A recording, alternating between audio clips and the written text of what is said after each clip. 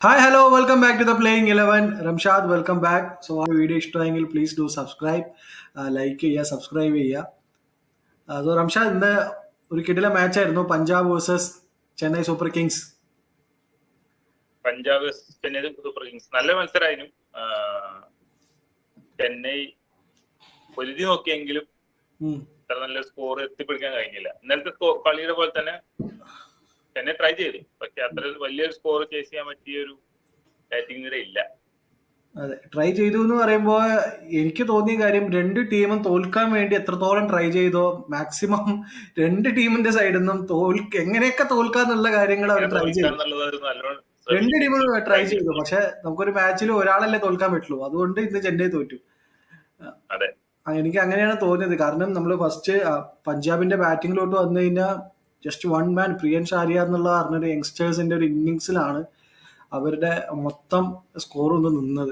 കാരണം നമ്മൾ അറിയാം, തുടരെ അവർക്ക് വിക്കറ്റ് നഷ്ടപ്പെട്ടു. പ്രഭ്സിമ്രാൻ ഡക്കിലോട്ട് ഔട്ടായി. അതിനുശേഷം ശ്രേയസ് അയ്യർ കഴിഞ്ഞ കളിയിൽ ബൗൾഡായ പോലെ തന്നെ, പക്ഷെ ഇത്തവണ കുറച്ചുകൂടി ബെറ്റർ ബോളിന് ഔട്ടായി. ആള് കഴിഞ്ഞ കളിയിൽ ഒരു റഫ് ഷോട്ടിന് പോയി ഔട്ടായെങ്കിലും ഈ കളി ഒരു ബ്രില്യൻ ബോളിന് ഔട്ടായി. സ്റ്റോണിസ് ഒന്നും ചെയ്യാൻ പറ്റിയില്ല, വധേരക്കൊന്നും ചെയ്യാൻ പറ്റിയില്ല. മാക്സ്വെൽ ഏർലി വന്നതും തന്നെ അശ്വിന് എതിരായിട്ട് വീണ്ടും ഔട്ടായി പോയി. അങ്ങനെ 85-5 എന്ന് നിൽക്കുന്ന സമയത്തും ആ യങ്സ്റ്റർ പ്രിയൻഷ് ആര്യ പറഞ്ഞ ഒരു യങ് പ്ലെയർ, ആളുടെ ഒരു ഇന്റന്റ് ആയിരുന്നു. ആളുടെ ഒരു ഇന്റന്റ് ആയിരുന്നു ശരിക്കത്തെ മാച്ച് ഡിഫൈൻ.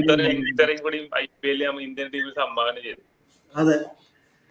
സോ പ്രിയൻഷ് ആര്യയുടെ സെഞ്ചുറിയെ കുറിച്ച് പറയുകയാണെന്നുണ്ടെങ്കിൽ, സിമിലർ ആയിട്ട് ഇതേപോലെ ഒരു അൺക്യാപ്ഡ് പ്ലെയർ മുമ്പൊരിക്കൽ ചെന്നൈക്കെതിരെ സെഞ്ചുറി അടിച്ചിട്ടുണ്ട്, പോൾ വോൾത്താട്ടി. സോ അൺഫോർച്ചുനേറ്റ്ലി എനിക്ക് തോന്നുന്നു ഇന്ത്യ ഒരു IPL സെഞ്ചുറി അടിച്ചിട്ട് ഇന്ത്യൻ ടീമിൽ എത്താതെ പോയ ഏക പ്ലെയറാ തോന്നുന്നു പോൾ വോൾത്താട്ടി. സോ പ്രിയൻഷ് ആര്യ അതേ പഞ്ചാബിന് വേണ്ടി CSKക്കെതിരെ ഇന്നൊരു ബ്രില്യൻ സെഞ്ചുറി അടിച്ചു. സൂപ്പർ നോക്ക്. അതിനുശേഷം ഈ പറഞ്ഞതുപോലെ ടുവേഴ്സ് ദി എൻഡ് രണ്ടുപേരും നന്നായിട്ട് കളിച്ചു. മാർക്കോ യാൻസനും ശശാന്ത് സിംഗും കറക്റ്റായിട്ട് അവർ വിക്കറ്റ് ലൂസ് ചെയ്യാതെ കറക്റ്റായിട്ട് 20 ഓവർ കംപ്ലീറ്റ് ചെയ്തു. നല്ലൊരു സ്കോറിലോട്ട് എത്തിച്ചു. നമ്മൾ ഒരു 171 അതെല്ലാം ഇവർ ഓൾ ഔട്ട് ആവുന്ന പ്രതീക്ഷ സ്ഥിതിയിൽ നിന്ന് ഒരു 219 എന്ന് പറഞ്ഞ സ്കോറിലോട്ട് കൊണ്ടുവന്ന ചെറിയ കാര്യമല്ല. ശരിക്കും ആ ഒരു ഇന്റന്റ് തന്നെയാണ് ആ ഒരു ബാറ്റിങ്ങിലോട്ട് വന്നേ. ഈ പറഞ്ഞതുപോലെ മിഡിൽ ഓർഡർ കംപ്ലീറ്റ് ഫെയിലറായി. കാരണം പ്രഭ്സിമ്രാൻ 0, ശ്രേയസ് അയ്യർ 9, സ്റ്റോണിസ് 4, നെഹൽ വധേര 9, മാക്സ്വെൽ 1. എല്ലാവരും 1 ഡിജിറ്റ് നമ്പേഴ്സ് ആണ്. ഈ ബാക്കിയുള്ള 3 ബാറ്റേഴ്സ് ആണ് കോൺട്രിബ്യൂട്ട് ചെയ്തത്. സോ ഈ പറഞ്ഞ പോലെ T20 ഒന്നോ രണ്ടോ പ്ലേയേഴ്സിന്റെ ബ്രില്യൻസിലാണ് നിൽക്കുക എന്ന് പറയുന്നത് പോലെ ഇന്ന് ശരിക്കും ആ ഒരു വൺ മാൻ ഷോ ആയിരുന്നു പഞ്ചാബിന്റെ സൈഡിൽ നിന്ന്. 85-5 എന്ന് പറഞ്ഞ സ്കോർ എന്ന് പറയുമ്പോൾ ചെന്നൈ വലിയ പോവാണ്. അതെ, അവിടെയാണ് ഈ പറഞ്ഞതുപോലെ ചെന്നൈയുടെ വളരെ സർപ്രൈസിങ് ആയിട്ടുള്ള പല മൂവുകളും കണ്ടത്. ഈ പറഞ്ഞ ചെന്നൈക്ക് ശരിക്കും ഇവരെ എന്ത് കുറച്ചും കൂടി അറ്റാക്ക് ചെയ്ത് ഇവരെ പെട്ടെന്ന് ഓൾ ഔട്ട് ആക്കുക ചെയ്യായിരുന്നു. പക്ഷെ ചെന്നൈ വീണ്ടും വളരെ ഡിഫെൻസീവ് ആയിട്ടുള്ള ലൈനിലോട്ട് പോകുന്നു. ക്യാപ്റ്റൻസി അത്ര എഫിഷ്യന്റ് അല്ല രുദ്രാജിന്റെ സൈഡിൽ നിന്ന്. വീണ്ടും എടുത്തു പറയാനുള്ള കേസ് എന്താ പറയുക, രവീന്ദ്ര ജഡേജ 3 ഓവറിൽ 18 റണ്ണേ വാങ്ങിയിട്ടുള്ളൂ, കംപ്ലീറ്റ് ചെയ്തില്ല. അതേപോലെ തന്നെ നൂർ അഹമ്മദ് 3 ഓവറിൽ 32 റൺ കിട്ടിയിട്ടുള്ളൂ, വിക്കറ്റ് വളരെ എടുത്തു. അതെ, പക്ഷേ ഒരു ഓവർ പെൻഡിങ് ആണ്. നൂർ അഹമ്മദ് ടൂർണമെന്റിലെ പർപ്പിൾ ക്യാപ്പ് ഹോൾഡറാണ്. കഴിഞ്ഞ 2 മാച്ചിലും ആളുടെ 4 ഓവർ സ്പെല്ല് കംപ്ലീറ്റ് ചെയ്യുന്നില്ല. ഭയങ്കര വിയേർഡ് ആയിട്ടുള്ള ക്യാപ്റ്റൻസിയാണ് രുദ്രാജ് സൈഡിൽ നിന്ന്. കാരണം വീണ്ടും മുകേഷ് ചൗധരിയെ തന്നെ അവരെ ഇറക്കി. നമ്മൾ അൻഷുൽ കമ്പോജ് നിലവിളിച്ചുകൊണ്ടിരിക്കുന്നു. പക്ഷെ അവര് മുകേഷ് ചൗധരിയെ തന്നെ വീണ്ടും കളിപ്പിച്ചു. ഖലീൽ അഹമ്മദ് ഫസ്റ്റ് ഓവർ കുറച്ച് എക്സ്പെൻസീവ് ആയി പോയെങ്കിലും പിന്നെ ആള് രണ്ടാമത്തെ ഓവറിൽ ശക്തമായിട്ട് തന്നെ തിരിച്ചു വന്നു. 2 വിക്കറ്റുകൾ എടുത്തു പവർ പ്ലേയിൽ.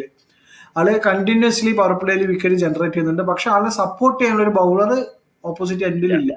അപ്പൊ ആ ഒരു സാഹചര്യത്തിൽ എന്താണെന്ന് വെച്ച് കഴിഞ്ഞാൽ ടീമിന് ആ പ്രഷർ റിലീസ് ആവുകയാണ് ഓപ്പോസിറ്റ് ടീമിന്. ഈ പറഞ്ഞ പോലെ മുകേഷ് ചൗധരി വന്ന റൺസ് ലീക്ക് ചെയ്ത് പോകുന്നു. ഒരു ഓവർ അശ്വിനാണ് വന്നിട്ടത്.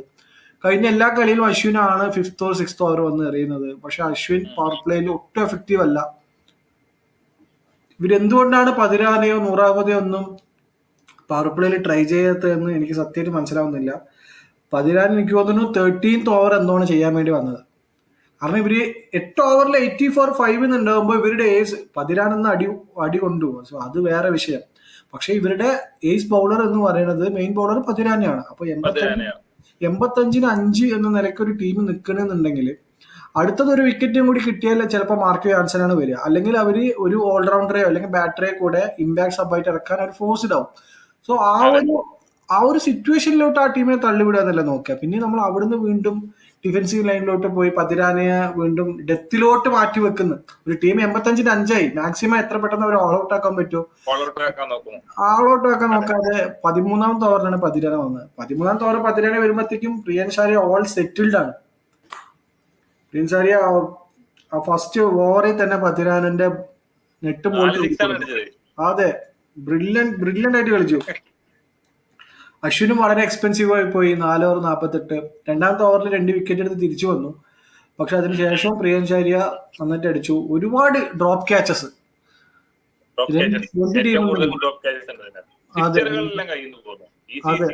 Easy catches. കാരണം ഒരു സിമ്പിൾ ക്യാച്ച് മുകേഷ് ചൗധരി പിടിച്ചിട്ട് ബൗണ്ടറി ലൈനിൽ ടച്ച് ചെയ്തു കാല്, അത് 6 ആയി. ഇൻ കേസ് ആ ഒരു ക്യാച്ച് എടുത്തിട്ടുണ്ടായിരുന്നെങ്കിൽ മേ ബി മാച്ചിന്റെ ഒരു ഗതി മാറിയിട്ടുണ്ടാവും. പക്ഷെ ഒരു ഇഫ് ആൻഡ് ബാറ്റ്സും ഇല്ല ക്രിക്കറ്റിൽ. പറഞ്ഞ പോലെ പതിരാനയെ ലാസ്റ്റ് ഇറക്കി. ഇവർ ഇത്രത്തോളം ബാക്ക് ചെയ്യുന്നുണ്ട്. ഓക്കെ, പതിരാൻ ഏസ് ബൗളറാണ്, പക്ഷെ പതിരാൻ ഒരിക്കലും ഒരു ബൂംറയോ അങ്ങനെയൊന്നും അല്ലല്ലോ. കാരണം നമ്മളിപ്പോഴും പറയുന്നുണ്ടായിരുന്നു പതിരാന പഴയ പതിരാനല്ല, പതിരാന ആക്ഷനിൽ മാറ്റി. ഇപ്പൊ പതിരാന വീണ്ടും പഴയ ആക്ഷനിൽ എറിയുന്നത്. പക്ഷെ ആൾക്കാരെല്ലാം റീഡ് ചെയ്ത് തുടങ്ങി പതിരാന മേ ബി എക്സ്പെൻസീവ് ആയി പോവാമെന്ന് പറഞ്ഞു. അപ്പോ ന്യൂ ബോളിൽ ഇവര് ആക്ഷൻ ഇപ്പൊ മലിംഗയെ പോലെ അല്ലെങ്കിൽ ബൂംറയെ പോലെ ആക്ഷൻ ഉള്ള ആൾക്കാർ വരും. പക്ഷെ ക്രിക്കറ്റിംഗ് ഐക്യു ഡിഫറെന്റ് ആണ്. അതെ, കാരണം എന്താണ് ആ സമയത്ത് ഡെലിവറി ചെയ്യേണ്ടതെന്നുള്ളത് ഡിഫറെന്റ് ആണ്. ഒരേ ആക്ഷനിലെ ആൾക്കാർ ബോള് വന്ന് എറിഞ്ഞിട്ട് കാര്യമില്ല. പ്രിയൻ ഷാരിയ ഫസ്റ്റ് ബോൾ തന്നെ എടുത്ത് 6 അടിച്ചപ്പോൾ ആളാകെ പാനിക്കായി. പിന്നെ ഫുൾ ടോസ് എല്ലാം ഇടാൻ തുടങ്ങി. സോ വീണ്ടും ഈ പറഞ്ഞതുപോലെ ഒരു വളരെ വേഴ്സ്റ്റ് ക്യാപ്റ്റൻസി ആണ് ഋതുരാജ് ഗായികവാഡിന്റെ സൈഡിൽ നിന്ന് ഉണ്ടായത്. അങ്ങനെ ഒരു 219 എന്നുള്ള ഒരു സൂപ്പർ സ്കോറിൽ എനിക്ക് വന്നു ഒരു 20 റണ്ണ് എബോവ് പാറിന് 20-25 റണ്ണ് എബോവ് പാറ് പഞ്ചാബ് അടിച്ചു. കാരണം മുല്ലൻപൂരിൽ എനിക്ക് തോന്നുന്നു ഇതാണ് ഏറ്റവും ഇതിനു മുമ്പ് 200 ചേസ് ചെയ്തിട്ടില്ല തോന്നുന്നുണ്ട്. കഴിഞ്ഞ കളി എങ്ങാനാണ് അല്ലെ മുല്ലൻപൂരിൽ. ഇപ്പൊ ഇതൊരു പ്രത്യേകിച്ച് ചെന്നൈക്കെതിരെ ചെന്നൈ കഴിഞ്ഞ 6 കൊല്ലമായിട്ട് 180 ചേസ് ചെയ്തിട്ടില്ല. അപ്പൊ അങ്ങനെ ഒരു ചെന്നൈനെതിരെ 220 അടിക്കും ടാർഗറ്റ് കൊടുക്കുമ്പോൾ തന്നെ ഒരു പഞ്ചാബിന് ഒരു അഡ്വാൻറ്റേജ് ആണ്. മറുപടി ബാറ്റ് ചെയ്യാൻ ഇറങ്ങിയ ചെന്നൈയുടെ കാര്യം നമ്മൾ വരികയാണെന്നുണ്ടെങ്കിൽ ചെന്നൈ ഇന്ന് കുറച്ച് ഇന്റന്റ് കാട്ടി. പക്ഷെ ആ ഒരു ഇന്റന്റ് മതിയോ പവർ പ്ലേയില്? ആദ്യത്തെ പവർ പ്ലേയിൽ വരെ ഭയങ്കര കോഷ്യസ് ആയിട്ട് കളിച്ചു. ബൗണ്ടറിയിൽ അടിക്കുന്നുണ്ട്, പക്ഷെ ഒരുപാട് ഡോട്ട് ബോൾ വരുന്നു. പിന്നെ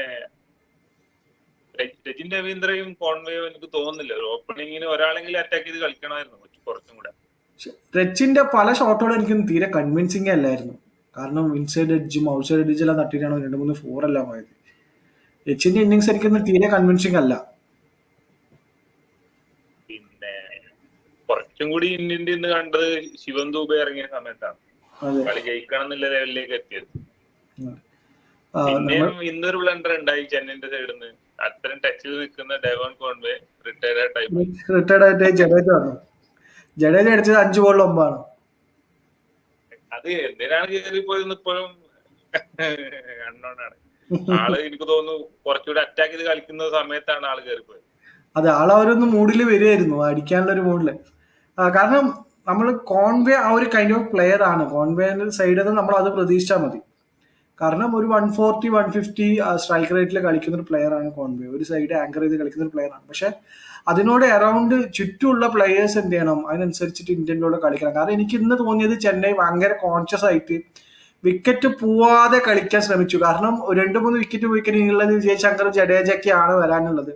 സോ അവർക്ക് ഇത്രയും വലിയ ടാർഗറ്റിലോട്ട് അടിച്ചെത്തിക്കാൻ കഴിയില്ല എന്നുള്ള ഒരു തോന്നൽ അവരുടെ മൈൻഡിലുള്ളതുകൊണ്ട് വളരെ കോൺഷ്യസ് ആയിട്ട്. കാരണം ശുഭം ഡൂബെ എനിക്ക് തോന്നുന്നു 12ാമത്തെ 13ാമത്തെ ആ ഒരു ടൈമിൽ 6 അടിക്കുമ്പോൾ 6 വരുന്നത്. അതുവരെ 6 ഇല്ല, പവർ പ്ലേയിൽ 6 അടിച്ചിട്ടില്ല അവര്. ഈ ചെന്നൈയുടെ ടീം 11 എടുത്ത് നോക്കിയാൽ അഗ്രസീവ് ആയിട്ട് കളിക്കുന്ന ഒരേ ഒരു പ്ലെയർ ശിവം ദുബെ മാത്രമേ ഉള്ളൂ. അതെ, ബാക്കി എല്ലാരും ഒന്ന് സ്റ്റേബിൾ ആയതിനു ശേഷം അടിക്കുന്ന പ്ലെയേഴ്സ് ആണ്. MS ധോണി ഇപ്പം കഴിഞ്ഞു, MS ധോണിന്റെ സമയം കഴിഞ്ഞു. പുള്ളിയെ കൂടുതൽ ഡിപ്പെൻഡ് ചെയ്യാൻ കഴിയില്ല ചെന്നൈക്ക്. പക്ഷെ അങ്ങനത്തെ ഒരു പ്ലെയർ ഇതിനകത്ത് ഇല്ല. ഇന്ന് കറക്റ്റ് ഒരു ശിവൻ ഡൂബെ നമ്പർ 4 ഇറക്കി. അതൊരു ഗുഡ് മൂവ് ആണ്. കഴിഞ്ഞ കളി അവർ നമ്പർ 5 മാറ്റി വെച്ചു. പക്ഷെ ഇന്ന് നമ്പർ 4 തന്നെ ഇറക്കി. ഇന്ന് മേ ബി ചിലപ്പോൾ നമ്പർ 4 വിജയശങ്കറായിട്ട് വന്നിട്ടുണ്ടെങ്കിൽ കളി ഇത്രക്കൊന്നും എത്തില്ലായിരുന്നു. മേ ബി എനിക്ക് വിചാരിച്ചില്ല. ശിവൻ ഡൂബെ അതെ. പിന്നെ ശ്രേയസ് അയ്യരുടെ സൈഡിൽ വരികയാണെന്നുണ്ടെങ്കിലും ശ്രേയസ് അയ്യറിന്റെ ക്യാപ്റ്റൻസിയിൽ 2 സൈഡ് ഉണ്ടായിരുന്നു. ബ്രില്യൻ്റ് ആയിട്ടുള്ള ഒരു ക്യാപ്റ്റൻസി ഫീൽഡ് പ്ലേസ്മെന്റിലുണ്ട്. ഗായ്ക്വാദിനെ അടുത്ത ഫീൽഡ് പൊസിഷൻ ബ്രില്യൻ്റ് ആയിരുന്നു. കാരണം ഗായ്ക്വാദ് എപ്പോഴും ആ ഒരു മിഡ് ഓണിന്റെ ഇടയിൽ ഫ്ലിപ്പ് ചെയ്യുന്ന ആളാണ്. കറക്റ്റ് അവിടെ ഒരു പൊസിഷനിൽ ഒരു ഫീൽഡറെ നിർത്തി ഒരു ക്വിക്ക് ബൗളറെ കൊണ്ടുവന്നു. കറക്റ്റായിട്ട് പ്ലാൻ ചെയ്ത് ഗായ്ക്വാദിനെ എടുത്തു. പക്ഷെ ചഹലിന് എന്തുകൊണ്ട് ഓവർ കൊടുത്തില്ല? 17ാമത്തെ ഓവർ വരെ ചഹലിനെ എന്തുകൊണ്ട് വെയിറ്റ് ചെയ്തു? ശിവൻ ഡൂബെ ഓക്കെ, ശിവൻ ഡൂബെ ക്രീസിലുണ്ട്, 2 ലെഫ്റ്റ് ഹാൻഡേഴ്സ് ആണെന്നുണ്ടെങ്കിലും വൈ നോട്ട് ചഹൽ? അതെ, ഇന്ന് 17ാമത്തെ ഓവർ എറിയാനാണ്. അത് ശിവൻ ഡൂബെ ഔട്ടായതിനു ശേഷമാണ് ചഹൽ ഓവർ ചെയ്യാൻ വരുന്നത്. കാരണം ടീമിലെ സീനിയർ ബൗളറാണ് ചഹൽ. IPL ഏറ്റവും കൂടുതൽ വിക്കറ്റ് എടുത്ത ബൗളറാണ് ചഹൽ. അപ്പൊ ഇനിയിപ്പോ ഇവർക്ക് പറയാനുള്ള സ്റ്റാറ്റ്സ് എന്തെന്ന് വെച്ച് കഴിഞ്ഞാൽ മേ ബി ശിവൻ ഡൂബെ സ്പിന്നേഴ്സിനെതിരെ, പ്രത്യേകിച്ച് ലെഗ് സ്പിന്നേഴ്സിനെതിരെ ഭയങ്കര അറ്റാക്കിംഗ് ആണ് എന്നുള്ള സ്റ്റാറ്റ്സ് ആയിരിക്കും. ആ ഒരു മാച്ചപ്പ് ആയിരിക്കും ഇവർക്ക് പറയാനുണ്ടാവുക. പക്ഷേ റീസെന്റ് ആയിട്ടുള്ള മാച്ചപ്സ് എടുക്കുകയാണെങ്കിൽ നമ്മൾ കഴിഞ്ഞ കളികളിൽ പോലും നമ്മൾ ഡിസ്കസ് ചെയ്തു, ശിവൻ ഡൂബെ ലെഗ് സ്പിന്നേഴ്സിനാണ് ഇപ്പോൾ ഔട്ടായിക്കൊണ്ടിരിക്കുന്നത്. കാരണം ഹസരംഗ, വിപുരാജ് അങ്ങനെയുള്ള ലെഗ് സ്പിന്നേഴ്സിനാണ് ശിവൻ ഡൂബെ ഇപ്പോൾ ഔട്ടായിക്കൊണ്ടിരിക്കുന്നത്. എന്നിട്ടും റീസെന്റ് മാച്ചപ്സ് വെച്ചിട്ട് ചഹലിനെ പോലുള്ള ഒരു ബൗളർക്ക് ഓവർ എടുത്തില്ല. ചഹൽ ഓവർ ചെയ്യാൻ വന്നപ്പോൾ ലാസ്റ്റ് ഒരു 17ാമത്തെ ഓവർ നന്നായിട്ട് ചെയ്തു. പക്ഷെ എനിക്ക് തോന്നുന്നു ചഹൽ കുറച്ചുകൂടി അവർ അപ്രണ്ട് കൊണ്ടുവന്നിട്ടുണ്ടെങ്കിൽ കളി ഒന്നുകൊണ്ട് ടൈറ്റ് ആവുമായിരുന്നു. കാരണം സ്റ്റോണിസ് ഭയങ്കര എക്സ്പെൻസീവ് ആയിട്ട് പോകുന്നു. ഈ മാർക്കോ യാൻസനെയൊക്കെയാണ് മിഡിൽ ഓവർ ചെയ്യുന്നത്. അതിൽ തന്നെ എനിക്ക് കംപ്ലീറ്റ് ഡിസഗ്രിമെന്റ് ആണ്. കാരണം മാർക്കോ യാൻസൺ ഒരു ന്യൂ ബോൾ ബൗളറാണ്. മാർക്കോ യാൻസന് പവർ പ്ലേയിൽ ബോളിംഗേ കൊടുത്തില്ല. പവർ പ്ലേയില് ബോൾ ചെയ്തത് യാഷ് താക്കൂർ ആണ്. യാഷ് താക്കൂർ കഴിഞ്ഞ കൊല്ലം ലക്നൌവില് എങ്ങനെയാണ് ആള് സക്സസ് ആയത്? ആള് മിഡിൽ ഓവേഴ്സിൽ വന്ന് ബോൾ ചെയ്തിട്ടാണ് സക്സസ് ആയത്. മിഡിൽ ഓവേഴ്സിൽ അയാളുടെ സ്ലോവേഴ്സും കട്ടേഴ്സും ആണ്. ആൾ അങ്ങനത്തെ ഒരു ടൈപ്പ് ബൗളേഴ്സ് ആണ്. ബൗണ്ടറീസിൽ ഒരുപാട് പരീക്ഷണങ്ങൾ നടത്തില്ലേ? അതെ, അതെനിക്ക് ഭയങ്കര സർപ്രൈസിങ് ആയിരുന്നു. കാരണം ഓക്കെ, ഫെർഗൂസൺ ഇവരുടെ മിഡിൽ ഓവേഴ്സ് കണ്ടെയ്ൻ ചെയ്യാൻ വേണ്ടിയുള്ള ഒരു ബൗളറാണ്, അത് എഗ്രി. പക്ഷെ മാർക്കോ യാൻസൺ ശരിക്കും പവർ പ്ലേയിൽ എറിയണം. കാരണം യാഷ് താക്കൂർ പവർ പ്ലേ ബൗളറെ അല്ല. യാഷ് താക്കൂറിന്റെ സ്ട്രെങ്ത് എന്ന് വെച്ചാൽ ഫീൽഡ് സ്പ്രെഡ് ചെയ്ത് നിൽക്കുന്ന സമയത്ത് ആളുടെ സ്ലോവർ വൺസും കട്ടേഴ്സും വെച്ചിട്ട് ബോൾ ഇട്ട് വിക്കറ്റ് എടുക്കുക എന്നുള്ളതാണ് ആളുടെ സ്ട്രെങ്ത്. പവർ പ്ലേയിൽ ഒരിക്കലും അയാൾ സൂട്ടഡ് അല്ല. പവർ പ്ലേയിൽ വന്നപ്പോൾ ആൾക്ക് അടി കൊണ്ടു. പിന്നെ ഗ്ലെൻ മാക്സ്വെല്ലിനൊക്കെ മാച്ചപ്പ് ചെയ്ത് പോയത് എനിക്ക് അത് ഭയങ്കര എക്സ്പെൻസീവ് ആണ്. ബോളിംഗ് എടുത്ത് നോക്കിയാൽ ഗ്ലെൻ മാക്സ്വെൽ മാത്രമേ 2 ഓവറിൽ 11 വിക്കറ്റ് മാത്രമേ എടുത്ത് പറയാനുള്ളൂ. അതെ. പിന്നെ എത്ര ഡ്രോപ്പ് ക്യാച്ചസ് ആണ്? 5 or 6 ഡ്രോപ്പ് ക്യാച്ചസ് ആണെന്ന് 2 ടീമും തോൽക്കാൻ വേണ്ടി മത്സരിക്കുന്നത്. ഞാൻ ഫസ്റ്റ് സൂചിപ്പിച്ചു അതാ, 2 ടീമും വളരെ തോൽക്കാൻ വേണ്ടി കളിച്ചൊരു കളി. അതിൽ ഏറ്റവും കുറഞ്ഞ മിസ്റ്റേക്ക് ഉണ്ടാക്കിയ പഞ്ചാബ് ജയിച്ചു. അതിലേക്ക് എനിക്കൊരു പോയിന്റ് പറയാം, കുറഞ്ഞ മിസ്റ്റേക്ക് അല്ല, കുറച്ചും കൂടി ഇന്റന്റ് കാണിച്ച ടീം ജയിച്ചു. ചെന്നൈ കുറച്ച് സ്ലോ ആയിട്ടാണ് എത്തിയത്, അതുകൊണ്ട് അവർക്ക് സ്കോർ ചെയ്തില്ല. സിമ്പിൾ ആയിട്ടുള്ള എത്ര ക്യാച്ചസ് ആണ് ഡ്രോപ്പ് ചെയ്തത്? കോൺവേയുടെ, ഡ്യൂബയുടെ എത്ര സിമ്പിൾ ആയിട്ടുള്ള ക്യാച്ചസ് ആണ് ഇവരും ഡ്രോപ്പ് ചെയ്തത്. സോ അതെല്ലാം ഭയങ്കര ഇന്ന് ശ്രേയസ് അയ്യരുടെ ക്യാപ്റ്റൻസിലും എനിക്ക് ഒരുപാട് ക്വസ്റ്റ്യൻ മാർക്ക് ഉണ്ട്. കുറെ മീഡിയാസിലെല്ലാം brilliant captaincy by Shreyas Iyer എന്നൊക്കെ വരുന്നുണ്ട്. പക്ഷെ എനിക്കതിലൊരു കംപ്ലീറ്റ് ഡിസഗ്രിമെന്റ് ഉണ്ട് ഈ മാച്ചിൽ. അതായത് ചഹലിന് ബോളിംഗ് കൊടുക്കാത്തത് ഫസ്റ്റ്, രണ്ടാമത്തെ മാർക്കോ യാൻസനെ പവർ പ്ലേയിൽ ബോളിംഗ് കൊടുക്കുന്നത്, യാഷ് താക്കൂറിനെ പവർ പ്ലേയിൽ ഓവർ ചെയ്യിപ്പിച്ചത്. ഇതിലെല്ലാം കംപ്ലീറ്റ് ഡിസഗ്രിമെന്റ് ആണ്. മേ ബി നെക്സ്റ്റ് മാച്ച് മുതൽ അവർ തിരുത്തുമെന്ന് വിചാരിക്കാം. കഴിഞ്ഞ 6 മത്സരത്തിൽ 5 പഞ്ചാബ് ജയിച്ചു ചെന്നൈയോട്. പഞ്ചാബ് ഈ ടൂർണമെന്റിൽ സ്ട്രോങ് ടീമാണ്. നോക്കേണ്ട ടീമാണ്. 4 കളിയിൽ 3 വിജയം 6 പോയിന്റ്. അതെ. സോ യാൻസന്റെ പൊസിഷനിലായിരുന്നു ചെറിയൊരു ക്വസ്റ്റ്യൻ മാർക്ക് ഉണ്ടായത്. യാൻസൺ ഇന്ന് ബാറ്റിംഗിൽ പ്രൂവ് ചെയ്ത് തന്നു.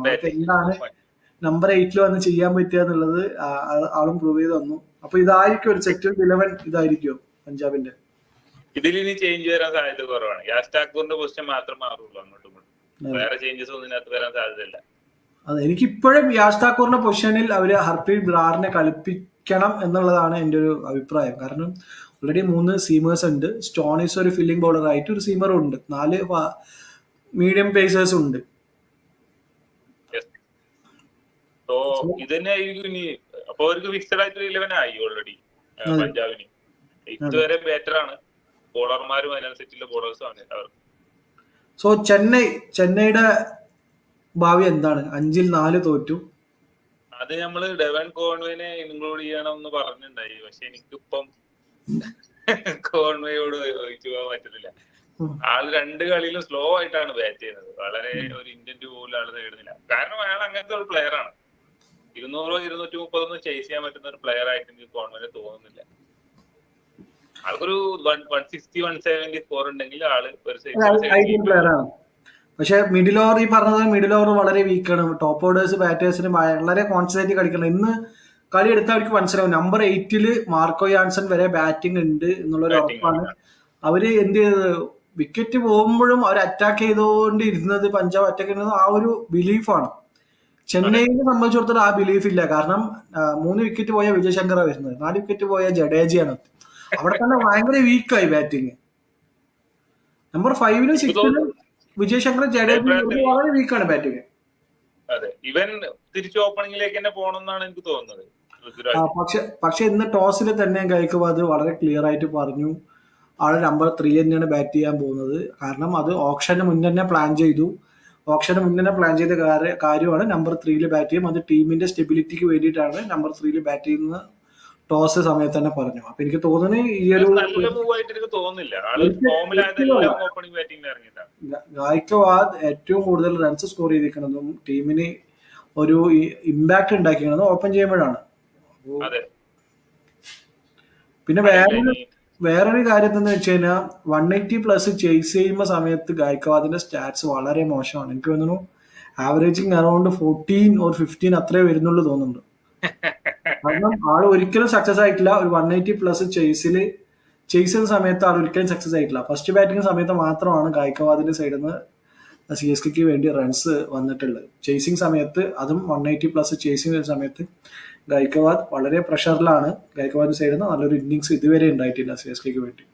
സോ CSKന് എന്തെങ്കിലും മാറ്റം വരുത്താണ്ടോ? 5 മാച്ച് കഴിഞ്ഞു, ഓൾമോസ്റ്റ് 1/3 ഭാഗം കഴിഞ്ഞു എന്ന് തന്നെ പറയാം. ഇപ്പോഴും അവര് ഏത് 11 കളിപ്പിക്കണം എന്നൊരു സെറ്റിൽ ആയിട്ടില്ല. എന്താണ് മാറ്റം എടുത്ത് കൊണ്ടുവരാൻ പറ്റുക? ഞാനത് ടൂർണമെന്റ് തുടങ്ങുന്ന മുന്നേ പറഞ്ഞു CSK ഇപ്രാവശ്യം ഇത് കളിക്കൂല, പ്ലേ ഓഫ് കളിക്കൂല. CSKന്റെ ടീമിലുള്ള പ്ലേയേഴ്സ് എല്ലാം ഒരേ വൈബ് പ്ലേയേഴ്സ് ആണ്. കാരണം അഗ്രസീവ് ആയിട്ട് കളിക്കുന്ന ഒരേ ഒരു പ്ലെയർ ഇവൻ മാത്രമേ ഉള്ളൂ. ആര്? ശിവം ദുബെ മാത്രം. പിന്നെ അവർക്ക് ഉണ്ടായിരുന്നത് രാഹുൽ ത്രിപാഠിയാണ്. രാഹുൽ ത്രിപാഠി ആണെങ്കിൽ ഫോമിലും അല്ല. ആദ്യത്തെ കളി 2-3 കളി കഴിഞ്ഞപ്പോൾ ആൾ ഡ്രോപ്പ് ചെയ്യുകയും ചെയ്തത്. പിന്നെ ആരും ഒരു അറ്റാക്ക് ചെയ്ത് കളിക്കുന്ന ഒരു പ്ലെയർ പോലും ഇതിനകത്തില്ല. നമ്മൾ അവരെ 11 എടുത്ത് നോക്കിയാൽ അറിയാൻ പറ്റും. അപ്പം ഇത് എനിക്ക് തോന്നുന്നത് ഡെവോൺ കോൺവേനെ ഡ്രോപ്പ് ചെയ്തിട്ട് ഋതുരാജ് ഓപ്പണിംഗിലേക്ക് പോകണം. പണ്ടൗണില് ത്രിപാഠി തന്നെ വരണം എന്നാണ് എന്റെ അഭിപ്രായം. അതെ. സോ എനിക്ക് അൻഷുൽ കമ്പോജിനെ അവരെങ്ങനെയാണ് ഇൻക്ലൂഡ് ചെയ്യണമെന്നൊരു തോന്നല്. അൻഷുൽ കമ്പോജ് നല്ലൊരു ഫോമിലാണ്. ഇതിപ്പോ ഇന്ന് ഇൻക്ലൂഡ് ചെയ്ത ആൾക്ക് ചിലപ്പോൾ പെർഫോം ചെയ്തില്ലെങ്കിലും അത് അറിയില്ല. ബട്ട് സ്റ്റിൽ മുകേഷ് ചൗധരിയെക്കാളും എന്തുകൊണ്ടും മികച്ചൊരു പ്ലെയർ ആണ് അൻഷുൽ കമ്പോജ്. സോ അൻഷുൽ കമ്പോജിനെ അവർ ഇൻക്ലൂഡ് ചെയ്യണം. പിന്നെ സ്പിന്നേഴ്സിനെ ട്രസ്റ്റ് ചെയ്യണം ഗൈക്വാദ്. പ്രത്യേകിച്ച് അവരുടെ സീനിയർ പ്ലെയേഴ്സ്, അത്രയും എക്സ്പീരിയൻസ്ഡ് ആയ പ്ലെയേഴ്സിനെ അവർ ട്രസ്റ്റ് ചെയ്യണം. ഒരു ടാക്ടിക്സ് എല്ലാം വളരെ മോശമാണ്. അതിനെല്ലാം ഇനി തിരിച്ചു വരിക എന്നുള്ളത് വളരെ ഡിഫിക്കൽട്ട് ആയുള്ള ടാസ്ക് ആണ്. ഇനി 7 മത്സരം ജയിക്കണം 9. എവേയിലും ഹോമിലും എല്ലാം ഒരേപോലെ പതറുന്ന CSKനെയാണ് നമ്മൾ കാണുന്നത്. സോ അതാണ് CSKയുടെ കുറിച്ച് പറയാനുള്ളത്. ഇന്നത്തെ മത്സരത്തിനെ കുറിച്ചുള്ള പറയാനുള്ളത്. ജസ്റ്റ് നാളത്തെ കാര്യം ഒന്ന് ടച്ചപ്പ് ചെയ്തിട്ട് പോകും. നാളെ ഗുജറാത്ത് വേഴ്സസ് രാജസ്ഥാൻ റോയൽസ്. ഗുജറാത്തിലാണ്, അഹമ്മദാബാദിലാണ് മത്സരം. 2 ടീമും വിജയിച്ച് കണ്ടിന്യൂസ് ആയിട്ട് 2 മത്സരം വിജയിച്ച് വരുന്നു. ഫോമിലാണ്. 2 ടീമിലും ടോപ്പ് ഓർഡർ ഫോമിലാണ്. 2 ടീമിനും സെറ്റിൽഡ് 11 ആയി ഓൾറെഡി. സെറ്റിൽഡ് 11 ആയി. അതെ. നാളെ RRനെതിരെ ജോസ് ബട്ട്ലർ ഇറങ്ങുന്നു. RRന്റെ സ്വന്തം ജോസേട്ടൻ നാളെ ഗുജറാത്തിന് വേണ്ടി ഇറങ്ങുന്നു. സോ എന്തൊക്കെയാണ് പ്രതീക്ഷകൾ നാളത്തെ? നാളത്തെ എനിക്ക് ഏറ്റവും എടുത്തു പറയാനുള്ളത് മുഹമ്മദ് സിറാജിന്റെ ഫോം. അതെ, മുഹമ്മദ് സിറാജിന്റെ ഫോം കണ്ടോ? നാളെ ആദ്യത്തെ കളിക്ക് ശേഷം വന്ന തിരിച്ചുവരവ് ഭയങ്കരമാണ്. പവർ പ്ലേയിലും വിക്കറ്റ് എടുക്കുന്നു, യുഎസ് എല്ലും ആള് വിക്കറ്റ് എടുക്കുന്നു. അതെ, ഇപ്പുറത്ത് വരികയാണെങ്കിൽ സെയിം ആണ് ജോഫ്ര ആർച്ചറിന്റെ കേസ്. ആദ്യത്തെ കളി ഭയങ്കര റൺസ് കൺസീഡ് ചെയ്തു. കഴിഞ്ഞ 2 കളിയും ബ്രില്യന്റ് ആയിട്ട് അൺപ്ലേബിൾ ആയിട്ടുള്ള ഡെലിവറീസ് ആണ് ജോഫ്ര ആർച്ചർ ചെയ്തുകൊണ്ടിരിക്കുന്നത്. സോ ഒരു സൈഡ് സിറാജ്, ഒരു സൈഡ് ജോഫ്ര ആർച്ചർ. നാളെ ഈക്വൽ ബാലൻസ് ആയ 2 ടീമിന്റെ തമ്മിലുള്ള മത്സരം. കഴിഞ്ഞ ജിടിക്കുള്ള കൺസേൺ എന്ന് പറയുന്നത് റാഷിദ് ഖാന്റെ ഫോമാണ്. റാഷിദ് ഖാൻ ഇതുവരെ ഫോമിലേക്ക് ഉയർന്നിട്ടില്ല ഈ ടൂർണമെന്റിൽ. ഇപ്പർ സൈഡ് ഹസറങ്കിയും തീക്ഷണയും ഫോമിലാണ്, 2 സ്പിന്നേഴ്സും ഫോമിലാണ്. പക്ഷെ ഇപ്പൊ സൈഡ് സായ് കിഷോർ നല്ല ഫോമിലാണ്, സൂപ്പറായിട്ട് ബോൾ ചെയ്യുന്നുണ്ട്. ഇപ്പൊ സായ് കിഷോറാണ് അവരുടെ ലീഡ് സ്പിന്നർ. റാഷിദ് ഖാനേക്കാളും നന്നായിട്ട് ഡിഫിക്കൽട്ട് സിറ്റുവേഷനിലൊന്നും ബോൾ ചെയ്യുന്നത് സായ് കിഷോറാണ്. ടോപ്പ് ഓർഡേഴ്സ് 3 പേരും 3 ആൾക്കാരും ഗുജറാത്തിന്റെ ബ്രില്യൻ ഫോമിലാണ്. Shubman Gill, Jos Buttler, Sai Sudharsan. റുദർഫോർഡും ഫോമിലാണ്.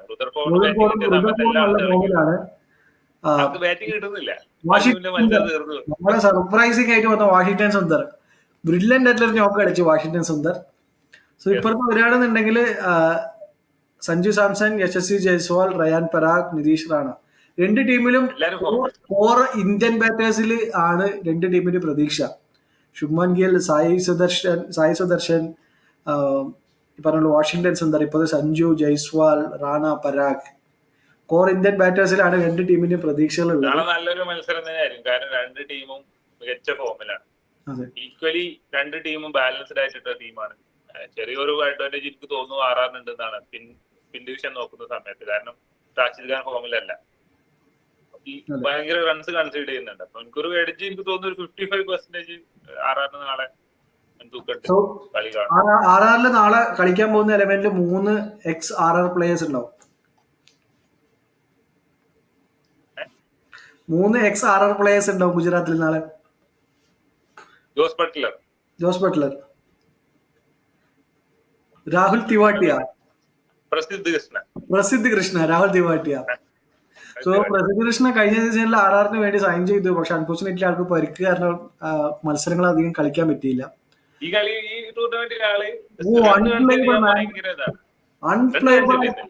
അൺപ്ലേബിൾ ആയിട്ടാണ് ബോൾ ചെയ്തുകൊണ്ടിരിക്കുന്നത്.